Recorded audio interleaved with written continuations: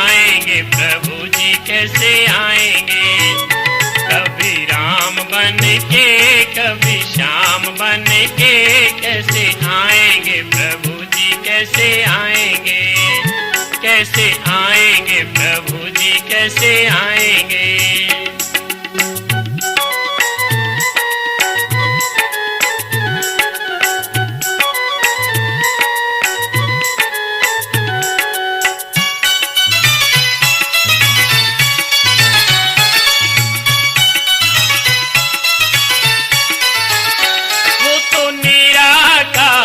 भगवान है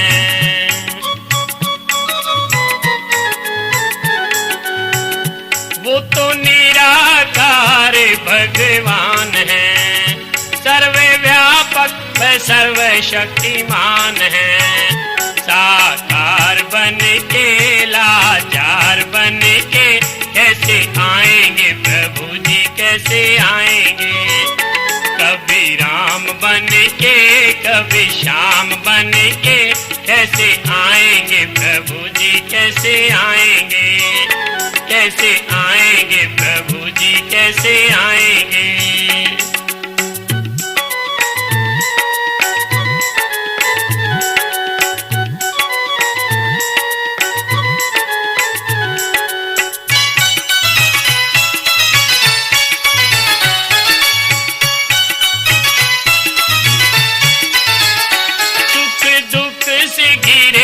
श्री राम थे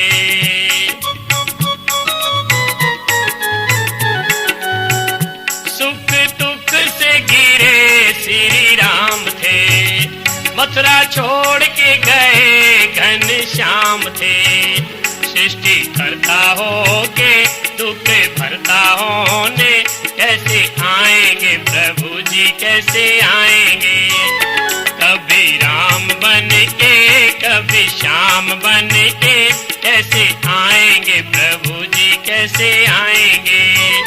कैसे आएंगे प्रभु जी कैसे आएंगे।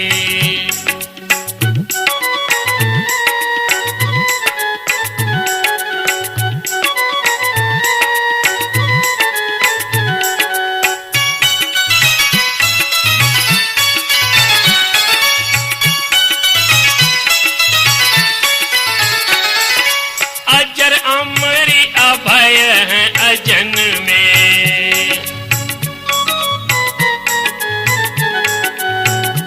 अजर अमरी अभय है अजन में। कभी आते नहीं गर्भ में। सरबज हो के अलपज बन के कैसे आएंगे प्रभु जी कैसे आएंगे। कभी राम बन के कभी श्याम बन के कैसे आएंगे प्रभु जी कैसे आएंगे। कैसे आएंगे प्रभु जी कैसे आएंगे।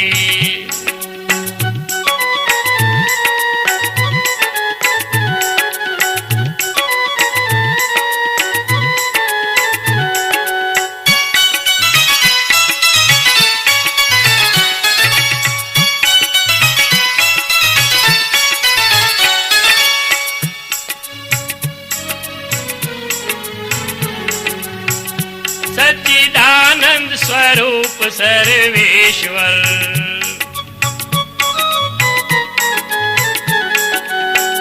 सच्चिदानंद स्वरूप सर्वेश्वर। ओम स्वरूप अनंत परमेश्वर। निर्विकार हो के निराधार हो के कैसे आएंगे प्रभु जी कैसे आएंगे। कभी राम बन के कभी श्याम बन के कैसे आएंगे प्रभु जी कैसे आएंगे। कैसे आएंगे प्रभु जी कैसे आएंगे। कैसे आएंगे प्रभु जी कैसे आएंगे।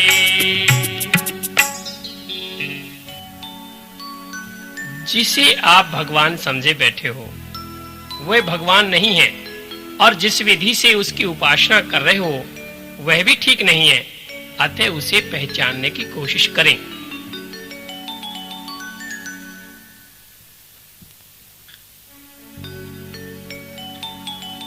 अब तो आप समझ गए होंगे कि वह परमात्मा सर्वव्यापक अंतर्यामी, अजर अमर अभय, सर्वज्ञ और अजन्मे हैं। आज भी कुछ भक्त प्रभु को राम और श्याम के रूप में बुलाने के लिए गाते हैं, कभी राम बन के कभी श्याम बन के, चले आना प्रभु जी चले आना।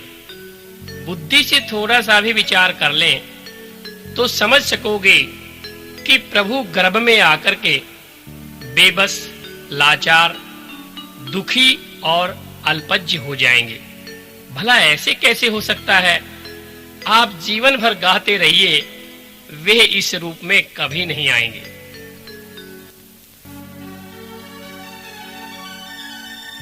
ओम भूर्भुवः स्वः तत्सवितुर्वरेण्यं भर्गो देवस्य धीमहि धियो यो नः प्रचोदयात्। धर्म प्रेमी बंधुओं एवं पूजा के योग्य मातृशक्ति परम पिता परमात्मा ने इतनी सुंदर सृष्टि का निर्माण किया है और इस अद्भुत सृष्टि में उसकी श्रेष्ठतम कृति है ये मनुष्य। मनुष्य को अत्यंत सुंदर एवं परम उपयोगी अंग दिए हैं, परंतु मानव शरीर में जो सर्वश्रेष्ठ है वह है बुद्धि। संसार के सुख दुख, लाभ हानि इसी बुद्धि पर निर्भर हैं। परमपिता परमात्मा ने बुद्धि दी तो सबको है, परंतु कोई कोई इसका उपयोग ठीक कर लेता है और कोई कोई इसके दरवाजे बंद रखता है। जब आपसे कोई कहता है कि 2 और 2 5 होते हैं, तब तो आप अपनी तर्क बुद्धि का उपयोग कर लेते हो और तुरंत उत्तर देते हो नहीं, 2 और 2 4 ही होते हैं। परंतु धर्म के मामले में आप अपनी बुद्धि का उपयोग नहीं कर पाते। कहीं भी 4 ईंटें लगा करके उस पर नीला कपड़ा डाल करके पीर सैयद की उपाधि दे दी जाती है और आप उसे ही भगवान समझकर सिर टिका देते हो। उस समय अपनी तर्क बुद्धि से काम नहीं लेते। यदि इन 4 ईंटों पर सिर टिकाने से ईश्वर पूजा होती हो तो जिस घर में आप रहते हैं वहां तो हजारों ईंटें लगी हुई हैं।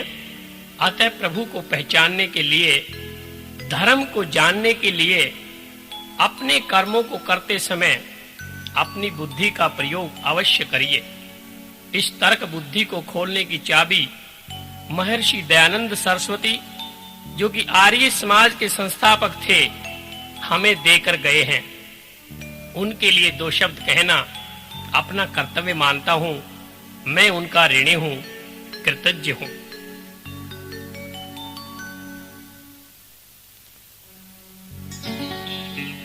दयानंद तेरे एहसान इतने, दयानंद तेरे एहसान इतने, गगन में सितारे, गगन में सितारे चमकते हैं जितने, दयानंद तेरे एहसान इतने, दयानंद तेरे एहसान इतने। जिसे आप भगवान समझे बैठे हो वह भगवान नहीं है, और जिस विधि से उसकी उपासना कर रहे हो वह भी ठीक नहीं है। अतः उसे पहचानने की कोशिश करें।